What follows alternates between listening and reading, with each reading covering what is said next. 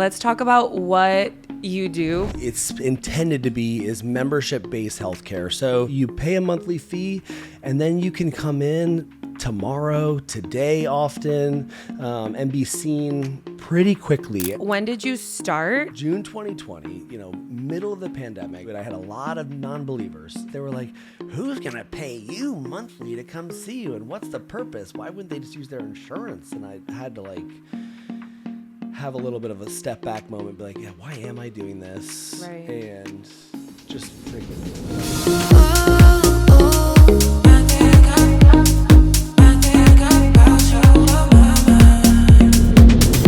really connect with someone on a wellness level and you transform their lifestyle, that to me is you make a huge impact. Yeah.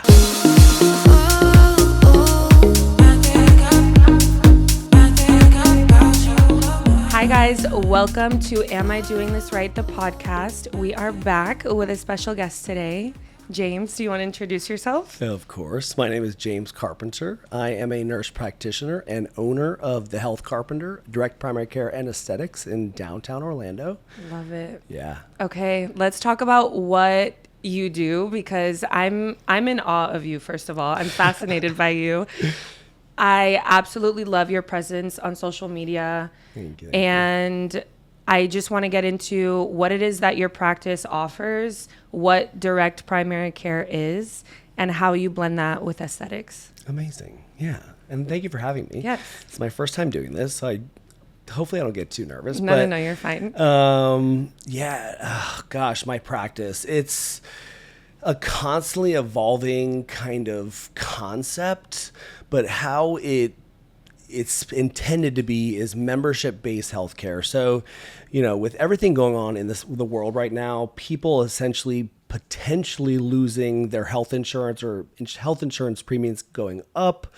It gets scary time. And also, even if you have health insurance, you call a provider, they say, we don't take your insurance, or we can schedule you in a few weeks, and it takes forever. Yeah. Well, what we offer is membership-based healthcare. So essentially you pay a monthly fee and then you can come in tomorrow, today often, and be seen pretty quickly. And the whole entire concept, because we're not going through insurance, so we don't have those barriers, we don't have daddy to talk to and make sure things are going well. Right.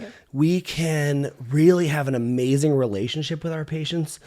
And that's my favorite part. People always ask me, what do you like better, aesthetics or the wellness aspect? And to me, it's a really hard question. Yeah. Because when you really connect with someone on a wellness level and you transform their lifestyle, that to me is... you make a huge impact. Yeah. Yeah. It's life-changing for them. For sure. And they're happier and you're happy. And I always tell my clients, I'm like, if you succeed, I succeed. Unlike, health insurance based models, it's like, well, I see you for 15 minutes max, and then see you next year. Good luck. Yeah. And I hear that all the time. I in my practice, I mostly deal with a lot of women that have hormonal issues or anything like that, right? So whenever they're going to the gynecologist or the doctor, their appointment is not for 4 or 5 months. They can't be seen to get in, right? So I have to refer them to somebody else to get them blood work, to get them all these things so that we can make sure, hey, let's find the root cause. Let's see what's going on in your body, But once they wait 4 or 5 months for their appointment, they get seen and the doctor's with them for 5 minutes, slaps some birth control on them, and they're like, bye. Yeah. Yeah. 100%. It's scary times. Yeah, it's crazy. So that's the also fun part. It's a little overwhelming for my staff, and I think that was a big barrier because I have a lot to teach my staff. Okay. But essentially a patient comes in, they can come in for a consultation and be converted the same day, which is often what happens because they're like, whoa, what is this? But they come in, they can get their lab work lab work drawn, that can go through insurance, or they can pay a low monthly or a low fee for cash price labs, something like $199 for your annual labs. Wow. Super affordable. Never have to worry about a bill from the insurance company. And then we also have devices like the in-body exam, which does a whole body analysis of your visceral fat. Oh, yeah, I've had that. Yeah. Where it measures like your left, your right Yes. fat. Yes, I had that one time. Yeah. Okay. And it's got amazing information. I always say the most important part of it is the visceral fat, because that's the fat around your organs, which tells us about your heart health. And when people see those numbers, oftentimes people get these scans. They're just like, oh, I'm glad I had it, but they don't do anything about it. Right. But what we do is we get the labs back. We put all of the pieces together and we give them a plan. I literally write out a PDF document that's sometimes 10 to 15 pages of things that they can do at home, exercises they can do. I give them a meal plan that's specific to their body type and their goals, and I give them exercises. So I'm doing everything I can to make sure that they're like just as successful as possible. And I always tell people, I'm like, I go into it most times, hopefully, I'm like, I'm super intense. Yes, me too. I'm so into this. Like, yes.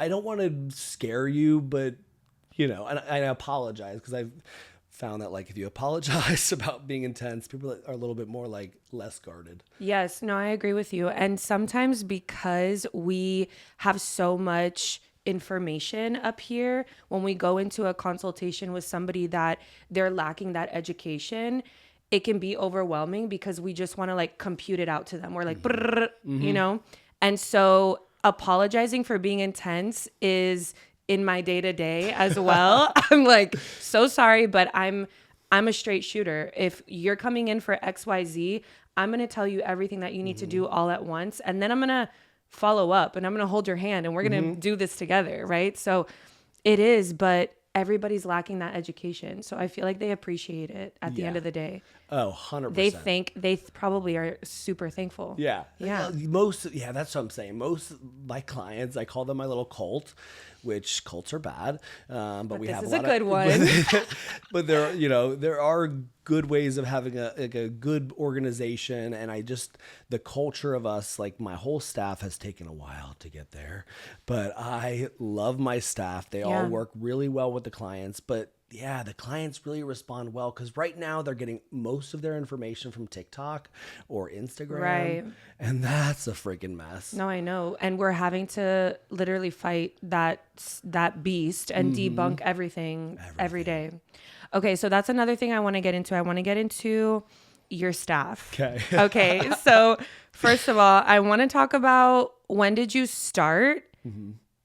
When did you start the Health Carpenter, and how many people did you have working with you when you first got started?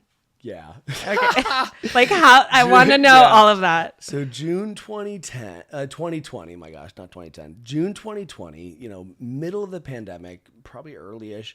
I'm thinking to myself, we have to do something different. My background is 10 years of ER healthcare. I was a nurse, then a nurse practitioner in the ER. Wow. Loved it for what it was until I became a nurse practitioner. That it just felt like I was writing prescriptions. And I'm like, this is ridiculous. Like, no one's getting in any better.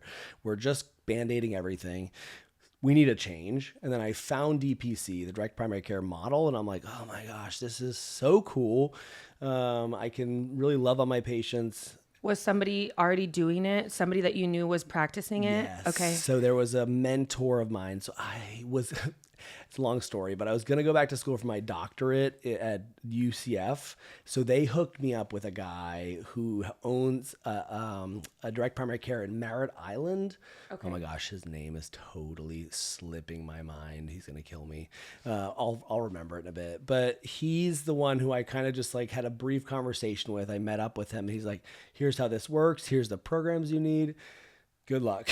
Oh, nice. Yeah. I love that. So that's rare. Yeah. Yeah. And at that point I had no staff. I just kind of started piecing it all together. And I don't think I had my first staff front desk member for 3 months. Okay. So me, myself, and I. Love it. And were you fully booked? It trickled, right? Because this concept is so new. I mean, Yeah. it's such a, and also that was the other thing. Going into it, I had a lot of non-believers. I'd say everybody. From my father to my mother-in-law. I guess my mother-in-law was probably the most believer. To my friends, they were like, "Who's gonna pay you monthly to come see you? And what's the purpose? Why wouldn't they just use their insurance?" And I had to like have a little bit of a step back moment, be like, "Yeah, why am I doing this?" Right. And just freaking go into it. Right. You had to figure out your Yeah. why. Okay. So when you first started, it was just you, and then you got your first hire 3 months later, which is Yes. actually pretty fast. Yeah, because people that, I do a lot of self-help book reading. Yeah. I love self-help You're the books. self-help guy, though. Like every day on your stories, what's up, guys? Good morning. It's going to be a great day. Positivity. I'm like, yes, James. Literally. It's so good. I mean, you have to go wake up every day and be like, oh shit, I woke up. Like, Right. thank God. Right. Like, I could have died last night. We could die at any minute. And Yeah. I talk about death a lot too. People are like, oh, that's so morbid.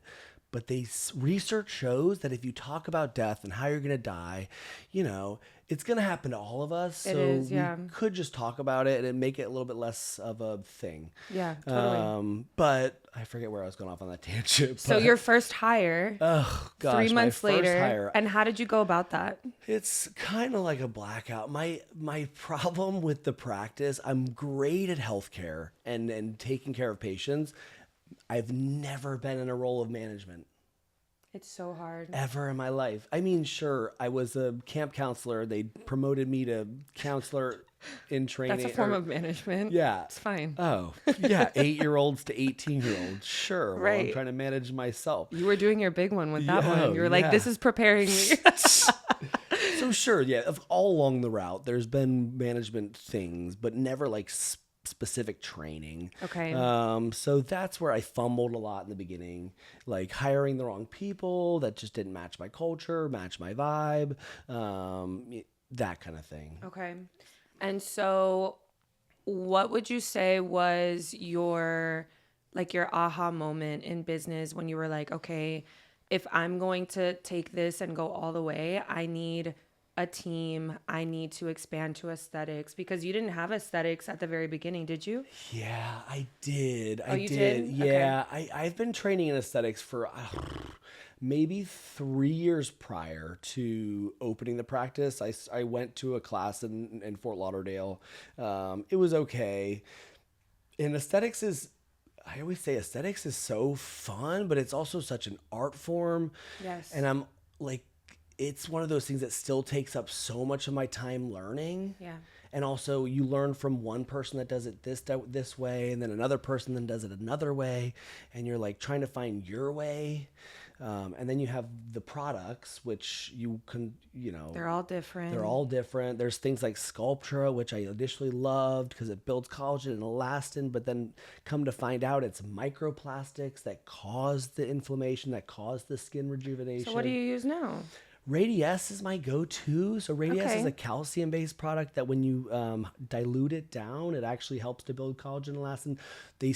The research shows that Sculptra builds collagen type 1. That's really it. But you want And just a type little 2. bit. And Sculptra actually builds type 1, 2, and 3. Oh, okay. So you're getting a way better bang for your buck. So yeah, that's real. And it's a calcium-based structure. And calcium's found in all the things in nature. I mean, it's found in things in nature and food. So it's pretty good. Radiesse? Yeah. Okay, cool. So that takes time to figure out, like, what products you're going to have, what you're going to keep, what you're going to... Do you still offer Sculptra? I still do. We still Okay. have it. Because, what happens is people come in and they're like, they want this. Right. It's just like... It's the name. The tox, right? All the toxins. There's Botox, there's Dysport, there's Xeomin, there's... Oh gosh, there's a couple... I'm with Jeuveau. You are Jeuveau. Yeah. And that's fine. It's just that you get all these reps coming in, but the problem is also the price point. I always tell people, Botox, it's great. It's been around the longest, but it's the most expensive because the company is the biggest. It's Allergan. They're the most expensive. So I personally, Xeomin is my baby. Mers is also who does Radiesse, and Xeomin, it works great. lacks an accessory protein, there's supposed to be less of possibility of resistance. Right. So that's what I love. But Dysport also works very well. Yeah. You just need a lot of people focus on the units, which I think is always so funny when someone comes in like, this is how many units I had. And they don't understand what a unit is. Right. How many units are you going to use? Right. You have no idea what a unit is, and you're asking a question just to get a number. Do you walk them through that? Like how you know how many units they need? Okay. Typically I do. And that's the thing with Dysport, which is kind of annoying about Dysport. You need 3 times as much Dysport as you do Botox or Xeomin. Okay. So it sounds ridiculous. If you're like, usually you get 60 units of Botox or Xeomin, which is typically like the standard amount. I always say units are not about how the face looks. It's about how long it lasts. Yes. Because people have this misconception, like if I get 60 units on my face is going to be frozen. I'm going to look fake or weird. But the amount of units isn't necessarily how the appearance is. The injection point is where the appearance changes. Right. But the amount of units is how long it lasts. So if you want durability, long lasting, you have to use the appropriate amount of units. So if you're using 6 units of Botox one day, and then you come into my clinic and I'm like, you need 180 units of Dysport, you're like, whoa. You're like, oh my God, I'm old. People stress out the number. It's just like medications. People were like 5 milligrams of one thing versus 1,000 milligrams of another. Like, whoa, isn't the 1,000 milligrams way too much? And I'm like, no, it's like how it's concentrated. Right. It's not the same. I love it. Okay, cool. So aesthetics is a huge part of the Health Carpenter, right? So you're doing not only Botox, filler, PDO threads, facials, yes. Okay. Anything else? We do a lot of IPL. So IPL is intense pulse light. That's going to be laser. A light source. Okay. Often called a laser, but not really a laser. It's different bandwidths of light. So they target different things in the skin. So essentially, one thing is melanin, right? Sun damage causes melanin exposure or sunspots on the skin. So IPL, one source will actually target that sunspot and cause it to heat up and disperse. So you can get rid of sunspots with IPL. IPL can also target hemoglobin in the skin, which causes rosacea. So if you got redness, I would say if you have reds, browns, yellows in your skin and you want to have a nice even appearance of complexion, IPL is your go-to source, but it's a light source. Pretty quick, pretty painless, amazing. Then we have CO2, which is a resurfacing tool. Yeah. So that's a laser. It's ablative. Ablative, yeah, hot, painful. Do you give anybody Pronox? I have, is that what it's of called? course. Okay, you do. Yeah, it's mostly my guys. Okay. I would say guys they can't handle it. Can't handle it. Okay. And I can handle a lot of things. I put myself through a lot of pain. We have to.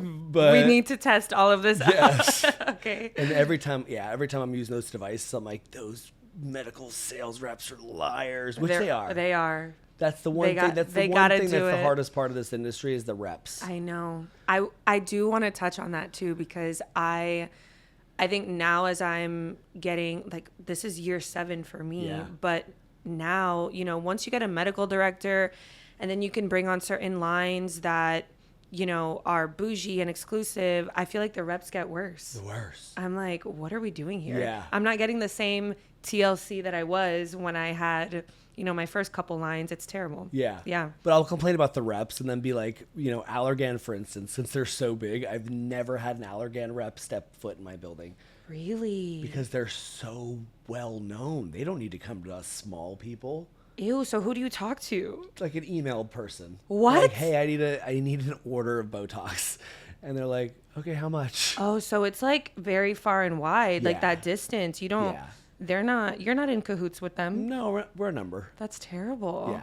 That's really Whereas sad. like MERS, right? MERS is like this company that like comes in, they make sure you're trained, they give you extra training, they show you all of the research, they have it printed out. It's just different. Wow. Yeah. Which that's the level of attention that I love. Yeah. I need that. Yeah. I love that. I feel like When that's it's what real. makes me want to work with a company. Yeah. Right? Yeah. When they're not blowing smoke up your butt. Exactly. Yeah. Oh, it's so difficult. So for your memberships and the business model that you have, people are coming in and they're just, I'm assuming they're just getting charged monthly. It's like automated. It's automatic. Okay. And so are there different tiers of memberships, or do you just have, hey, if you don't have insurance and you just need annual blood work, or like, let's say they don't want to do aesthetics and filler or anything like that. Like, is it together? Is it separate? What do you do? Separate. Okay. So it's pretty easy, actually. The wellness side, like the primary care side / urgent care, because we're kind of that too. They pay $99 a month flat, right? So that's what they pay. If they need anything consumable like lab work, if there's something outside of the office, that's all a flat fee that they pay. But essentially, the $99 covers the visits to me. Does that make sense? It. Then there's a tier for direct primary. There's elite members who can essentially pay. Oh my gosh! Don't quote me on the price because it's okay. So shit. they pay but a they fee. pay a higher fee, right? And they get one aesthetic service a month. That's going to be your hydrofacial, which is my favorite freaking service. Okay. It's like you've had a hydrofacial? I ever? have. It's just like, it's so relaxing. And I love massages. A hydrofacial, you can get a regular facial, which is also really relaxing. You can get laser genesis, which is a really cute treatment. It's a laser that heats up the surface of the skin to remodel it, and it looks nice. It's called a same-day facial because there's no downtime, no pain. Or you can get laser hair removal. So you can pick a B12 shot. I mean, you could pick a variety of services, and you pay an extra tier for that. You also save, I think, 20% on skincare having that membership. That's beautiful. It's kind of fun. Okay. And it creates loyalty and culture, and people want to come back. Yep. And then there's the combo, which is the DPC plus aesthetic elite, like the big one. Okay. Where they get any kind of DPC they want, which my thought, the skin is a reflection of the inside first. 100%. So if these people, that's why it's like, we want you to look good and feel good, because you can't have one without the other. Okay. So what is the craziest, I don't want to say craziest, but what are you treating day in and day out on the DPC side? What are like any patterns that you're seeing people come in with, any specific health issues that you're finding like over and over that you're like, this is an issue? Yeah. So I always say now type 2 diabetes is essentially reversible with the new GLP-1s. GLP-1s being like the Ozempics, the Mounjaros. So that's really fun because we haven't lived in an era where we can get rid of diabetes. It's type 2 diabetes, right? Type 1 diabetes is genetic, and your pancreas doesn't develop insulin. Insulin. But type 2 diabetes is essentially an overeating syndrome that you develop, insulin resistance. Wow. And these medications can essentially reverse that. So it's really cool. I've had I want to say about 45 diabetics, type 2 diabetics, who are now in remission, we call it. Cool. I didn't name it that. Someone else said it was remission. I just said you're no longer type 2 diabetic, but the insurance company doesn't like that. Right. So I always get sad when I hear from other people who are going to other providers who have type 2 diabetes, and they're like, yeah, my A1C is like 7.5, which it should be below 5.7 for non-diabetic. And I'm like, why? Like, why aren't you on these medications? Why? Are they just not getting like education? Like, what are they paying for? Well, I just think it's those providers. Maybe it's I couldn't tell you honestly. Maybe it's the providers aren't really well versed in these medications. Maybe they're cautious to use them because they're so new. There's a whole host of reasons that it could be not being done. Maybe because the paperwork, because when you go through insurance, especially for an expensive medication like Mounjaro, there's a prior authorization is paperwork you have to fill out. So it's just more paperwork for them to fill out. And how do you decide which medication to put somebody on?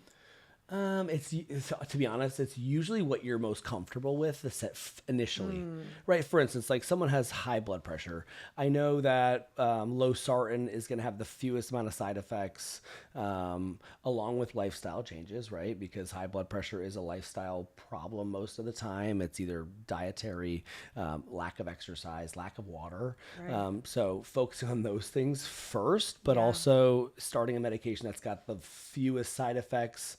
And the follow-up is also going to be huge, which is for my clinic. They can come in the next week. We can do a virtual the next 2 weeks. It's so much more availability Yeah. and hands-on. Yeah. Because my thing is, if you come in my door, I'm a super empath. Yes. Which is kind of funny because I don't know if you heard this, Botox, I've been using it since I was like 25. Really? Yeah. Oh, But I don't know why that surprises me about you. Yeah. There was this study that came out recently, I don't know, in the past 2 years or so, that said that people who use Botox are less empathic. Oh. And I'm like, I'd hate to see me off Botox. Me crying in my car 3 times a week. Like, what? Taylor Oh my Swift playing. Yeah. gosh. Hello. So yeah. I feel that in our industry, I mean, I've met so many people that don't feel the way that we feel, but I connect so deeply with my clients that when I leave for the day, I'm either driving home in silence or I'm thinking about the things that they've told me, and I'll reach out and they're like, oh my gosh, like, you remember that? And I'm like, yeah, I remember that because I'm building relationships here. Like, it's Yeah. not a transaction to me. Yeah. Right? Oh yeah. And so it's hard as you continue building and scaling, because then you're in rooms with people, whether you're at a seminar or doing continuing education, whatever it is, you're going to come into contact with these people that are, once you're bigger and you're making a lot of money and you're doing certain things, I feel like that connection is lost. Correct. Yeah. Yeah. And that's a place that's like a cold place I never want to be. Yeah. Like, you can scale, but I want to keep that warmth in my business. Same. Okay. Yeah. And that's the struggle, right? And hiring, right? Moving forward, you talked about my first employee, but like all my employees have been like learning processes. My most recent employee, her name's Princess. She's a nurse practitioner. So bring on another provider. I know. And her name's Princess. She hates it, which I think it's the best name ever. Right. If I was like, Prince, I'd work it, babe. Own it. Like, yeah, Right. I'm Prince. Oh my gosh. But anyway, I hope she doesn't hate me for saying that. But she's amazing. Like, her and I are like two peas in a pod, like as far as like the way we care for our patients, way we really nurture, and obviously there's subtle differences. I'm a little bit more gung-ho. She's a little more laid back. But finding that dynamic, right? And then as we continue to grow, continue to find those people that have the same kind of culture aspects and approach to aesthetics, to care, to healthcare, to all of it. Which is going to be hard, right? Because it's not an abundance of that out there, but it's not impossible. I always say there's always a solution to everything. You just haven't found it yet. Yeah, I agree. I learned a really big lesson recently, because this is the first time that I've worked with an esthetician in my practice. Like, I hired her. She's my employee. Mm-hmm. We're both, servicing people at Joia Skin, right? And I've hired before, but not like this, where this hire was extremely intentional for me. Mm-hmm. And I feel like the shift between me being here by myself all day with my clients, doing my thing, and then now having somebody here has literally just brought back life into my body and like into what we're doing here. And I get so excited to come to work now, because I feel like I made the right decision. That's how you know it's a good hire. Right. Because you're like, and you've done this so many times. Yeah. So how is it now? How many employees do you have? Oh gosh, I always lose count. So I have a social media person. That's a good problem to have. I have 2 front desk. I have a nursing assistant, an esthetician, and then my nurse practitioner. Wow.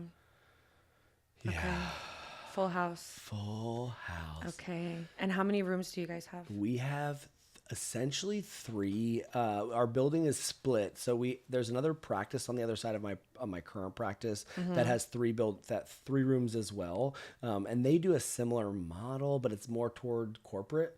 So they're there 2 days a week. They only work for a few hours, so occasionally we can use the other side as well, but mostly we're trying to maximize our 3 rooms, which 1 room is not the biggest, so we use it more for lab draws and IV infusions. Okay, I love that. We do what we can. You're doing a lot. Yeah. Okay, beautiful. So now that you have gotten to this point, I feel like you kind of, to me, it seems fast, because you said you started 2020 in COVID and it's 2025. So the growth that you've had has been exponential, I feel, in the past few years. Did you expect to get to this point, or was this your vision the whole time once you left the ER? Gosh, no. Okay. No. Have you heard of imposter syndrome? Yeah. Oh my God, we all have it. Yeah. So I come from a small town in Pennsylvania, youngest of 4. My mom and dad got divorced when I was 7, and I always thought it was because I was gay. Honestly, you were like, it's because of me, it's my fault. I grew up thinking it was that. Oh, but no. So anyway, mind you, my mom moves us to Pennsylvania from Maryland, so we're away from my dad. Okay. It's us 4 in the house. She's trying to live her best life, and I'm talking like teenage years. Okay. I'm 8 years old, raising myself essentially, because my siblings are also teenagers. Yeah. And they're living their lives. So wow. I personally love that. I love that I was able to have no outside interference, no parents telling me their way of living. Because gosh, who knows what I've been. But all that to say, raising myself, and then my mom ended up marrying an abusive guy when I was 12. Terrible. Horrible. And she stayed with him. He kicked all of my siblings out. Oh, so you were living with them? Yeah. Just me and my mom and my stepdad.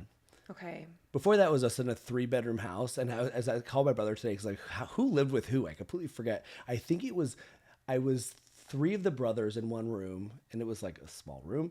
And then my sister was in her own room, and my mom was in her own room. But I think occasionally I slept on my sister's floor, that kind of situation. Wow. We didn't have health insurance, which is also why this came about, because not growing up without health insurance, you're like, oh God, what do I do? I have like a sore throat. It's not going to go away. I'm going to die. Right. So giving people other options that way. But yeah, gosh. So I've always kind of had an imposter syndrome. Plus in high school, one of my teachers said to me, James, you're not smart. You just work hard. Oh. So that stuck with me hard, because I'm like, well, damn, I better work extra hard. Somebody that is shaping the children in America. Yeah. It was terrible. Like my track coach, and he said it in front of everybody. And I'm like, God. I mean,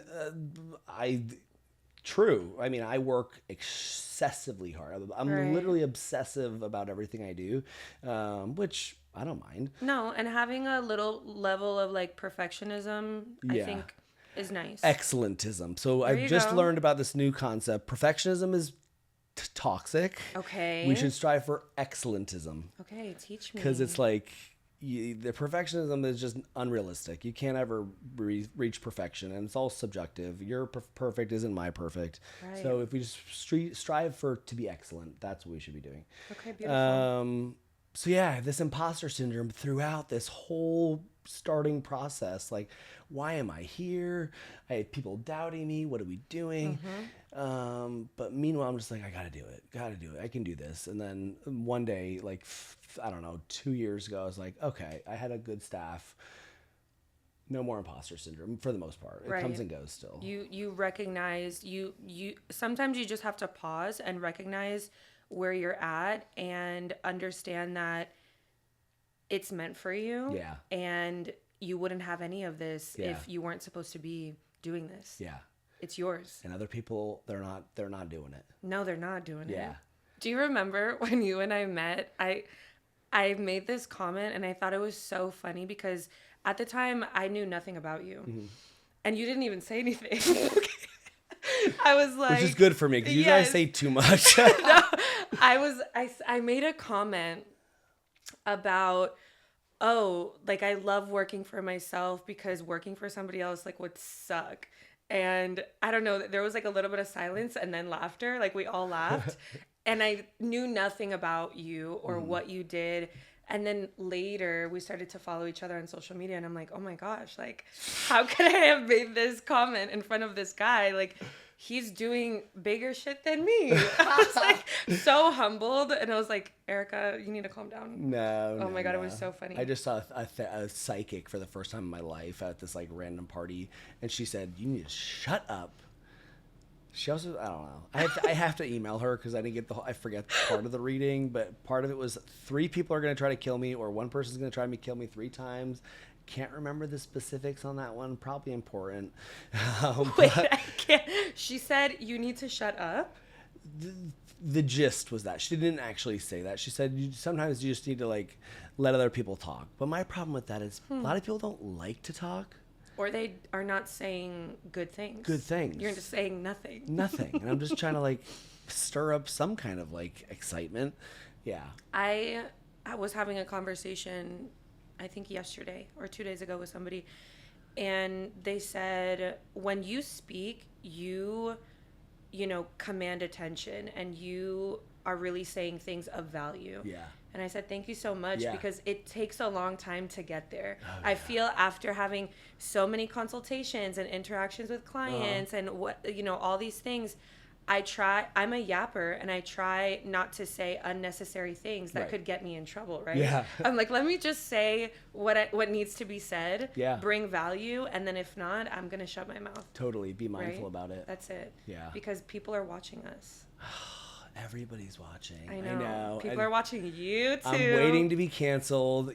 Taylor Swift's new song. I don't know if you. I'm not a with Swiftie. it. That's fine. I'm not judging you for that. I just Okay. grew up with her. Like she's like my path She's and your her hero? path. Yeah. Okay. 1989 was my birth year. Hers too. We're a month apart. Anyway, enough about Connected. Taylor. But her Right. new album has a song called "Canceled," and I think to myself like. I mean, it's probably going to happen someday. I'm probably going to say something stupid, unintentionally. I also feel that way about myself, but then I talk to people that, I'm like, maybe we're all a little bit delusional. The people that watch me on social media and they're like, oh my gosh, like you're doing amazing, XYZ, whatever. I'm like, of course you think that, but there are people that are mad. Yeah. There are people that don't like what I'm doing. And isn't that the world, though? I know, but everybody's a critic. I think now I kind of love it. Yeah. I'm like, you hate me? Yeah. That's great. Absolutely. 100%. Right. Yeah.